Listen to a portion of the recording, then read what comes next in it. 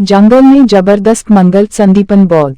एक समय की बात है, एक गांव में दो दोस्त रहते थे, रमेश और सुरेश।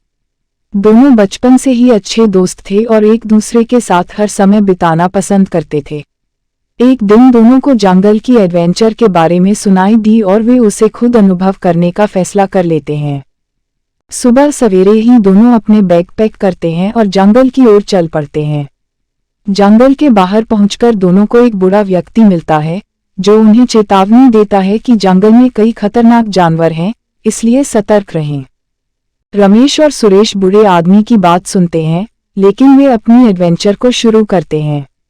जंगल में घुसते ही उन्हें कई अजीब और अनूठे प्राणियों से मुलाकात होती है, जैसे कि बोलने वाले गिलहरी, एक पेड़ पर बैठी अद्भुत पंखों वाली चिड़िया और दोस्ती करने के लिए तैयार हाथी। दोस्तों का जंगली एडवेंचर जारी रहता है जब वे एक रहस्य गुफा के पास पहुंचते हैं। गुफा के बारे में कुछ रहस्यमय सा लगता है, जिसकी वजह से रमेश और सुरेश उत्सुकता से गुफा में प्रवेश करते हैं। गुफा के अंदर उन्हें एक पुराना और सुना शहर मिलता है, जो जंगल की छाया में छिपा हुआ था। दोनों दोस्त शहर की खोज में निकलते हैं और वहां के विचित्र धंधार्तम्य से आश्चर्यचकित होते हैं।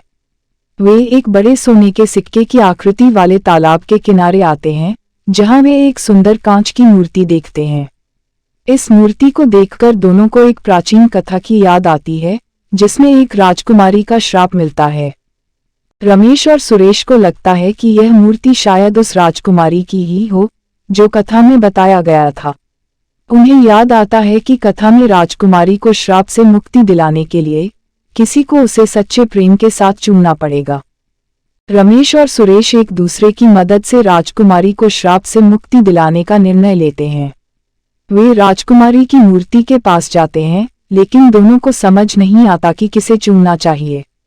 अंततः रमेश साहस इकट्ठा करता है और मूर्ति को प्यार से चूमता है। एकदम से एक चमकदार प्रकाश उभरता है और मूर्ति एक सुंदर राजकुमारी में बदल जाती है। वह राजकुमारी उसी पुरानी कथा की थी, जिसे रमेश और सुरेश जानते थे।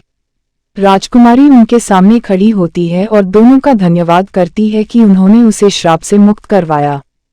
राजकुमारी उन्हें अपने धन्यवाद के रूप में एक वरदान देने का प्रस्ताव देती है। रमेश और सुरेश विचार करते हैं और अंततः वे अपनी गांव की खुशहाली के लिए वरदान मांगते हैं। राजकुमारी उनकी इच्छा पूरी करती है और उसके बाद वह अपने राज्य में वापस चली जाती है। रमेश और सुरेश गांव की खुशहाली के साथ वापस आते हैं, जहां उनका गर्मजोशी से स्वागत किया जाता है।